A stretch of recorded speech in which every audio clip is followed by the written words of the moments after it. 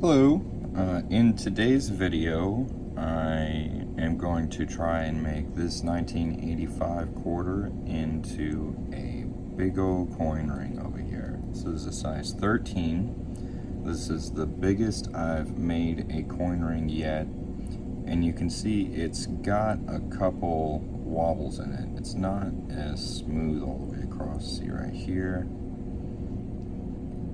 and then right there.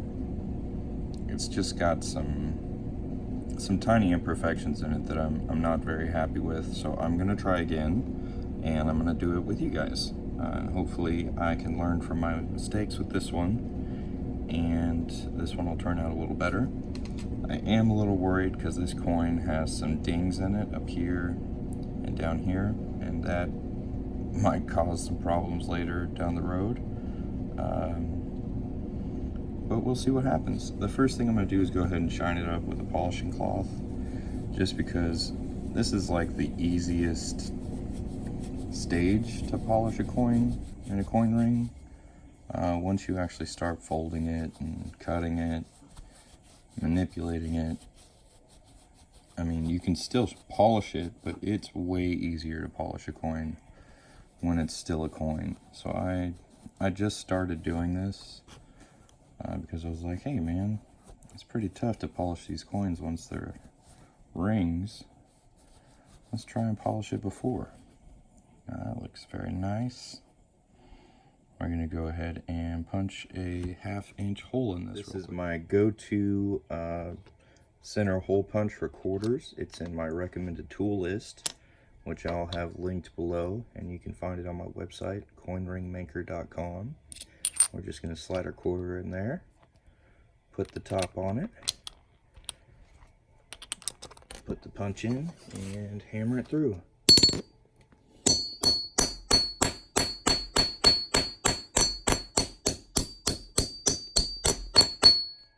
It really doesn't take a lot of work to get this done with this tool. It's very nice. There's our center. Now we're going to go ahead and push this punch out. Alright, so we've got our center punch tool. We're just going to put that on my 1-ton arbor press. And we just got a smaller punch here. I'm just going to line that up with the bottom of the tool and push that other punch out.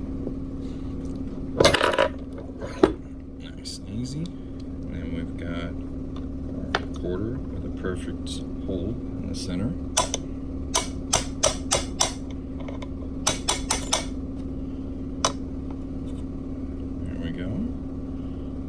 Very nice. Now I'm going to go ahead and deburr the inside of this coin. And if you don't know, this is a deburring tool. I find it very useful. A lot of people sand the inside of their coins. I don't really like working with sandpaper. I like using this much better. Just because when you use sandpaper, you have a chance to mess up the detail of your coin. And it looks so nice. So I really don't want to scratch it up. So I scrape out the inside here.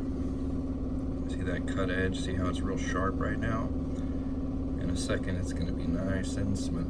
Alright, so this is after deburring the inside. Now it's nice and shiny and smooth in there.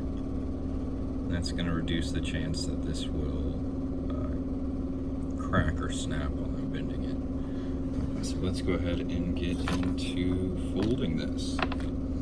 And what I use to fold it is what this camera is on. So let's move some things around. Right, so we've got our doming block here, we've got our quarter, and we're gonna want the date on the outside, so we're gonna put that face down.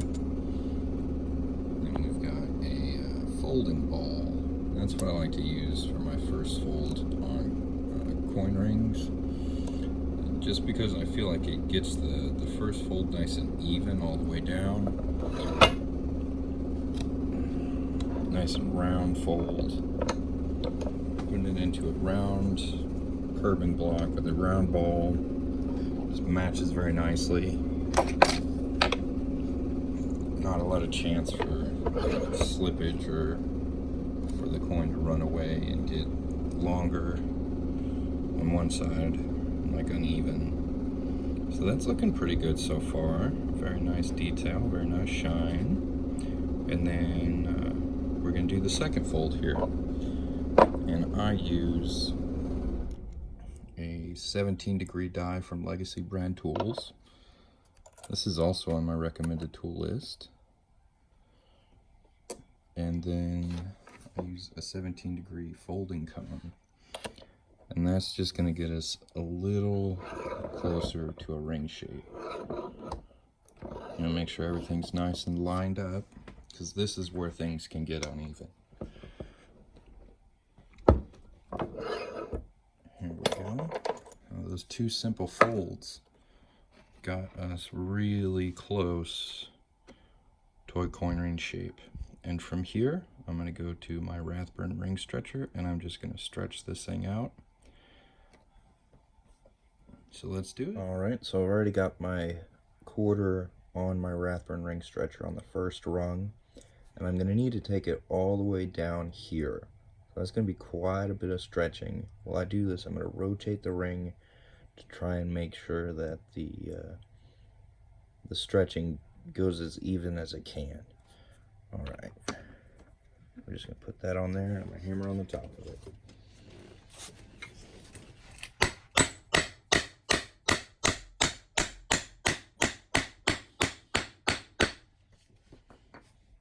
You see how that worked down in there?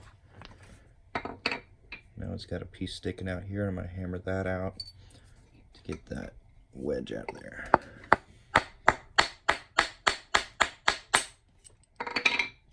And take the wedge out, rotate the coin just a little bit, and push it down to the next rung.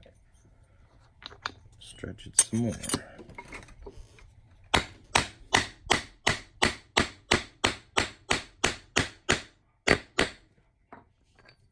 Knock it back out again.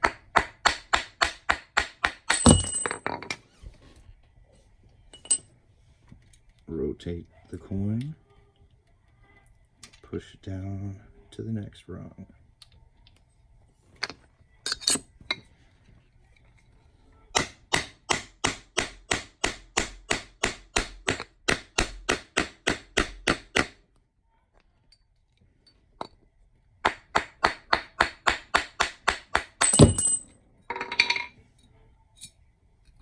Now what I'm going to do with this right now is you can see how, you can see how it's uneven on the lip side to the cut side. So I'm going to go ahead and reduce this down to make it even, and then stretch it out some more.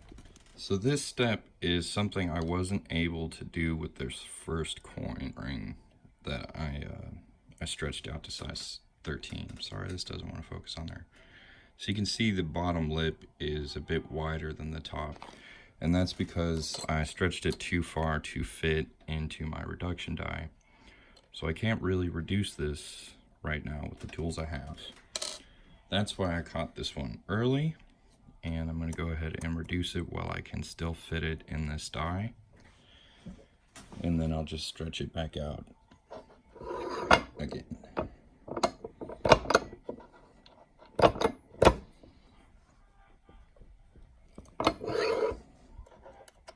We're really just trying to get these two sides even.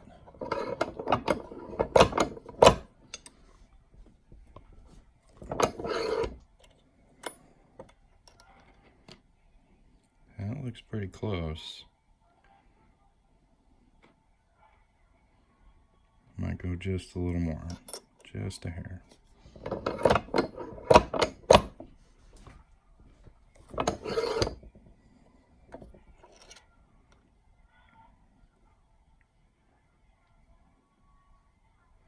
And then while it's this size, I'm going to go ahead and reduce this cut side just a little bit, just to make it like less sharp, but kind of like a smooth cut on it with the die. That's something I just like to do. And, all right, so let's go ahead and stretch this out some more. So I've got the ring on the largest rung I could fit it on, and I'm just going to stretch it out a little bit more so I can get it to the next one.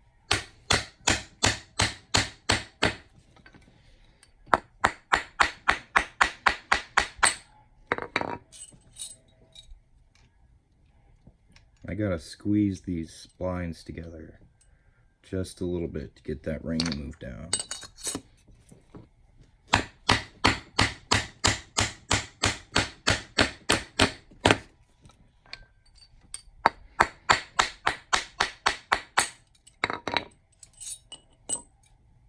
Rotate it just a little bit.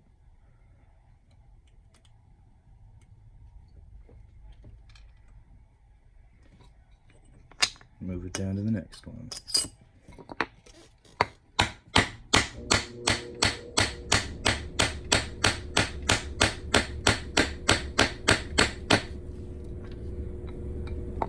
Getting close.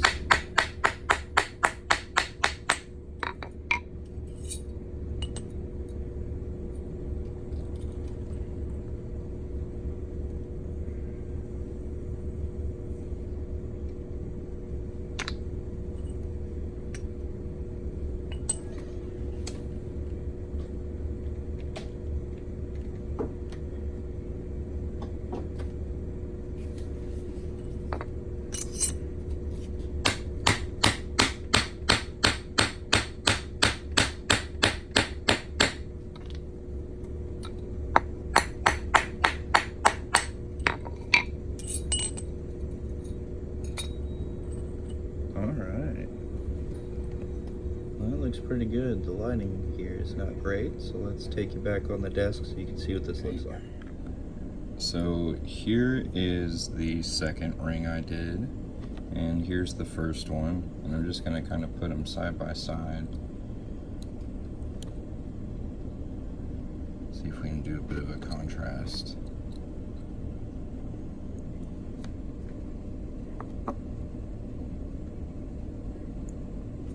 Right here you can see there's quite a bit of deformation in the first one, but it's real nice and smooth on the second one in that part.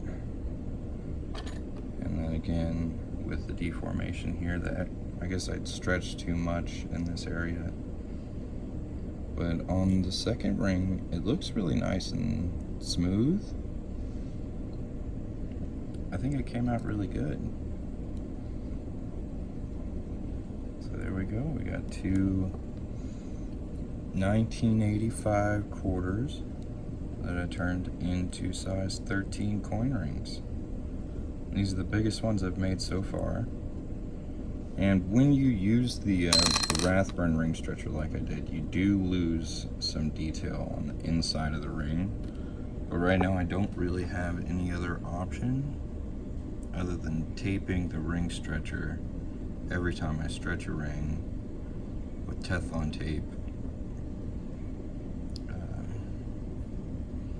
That's about it, man.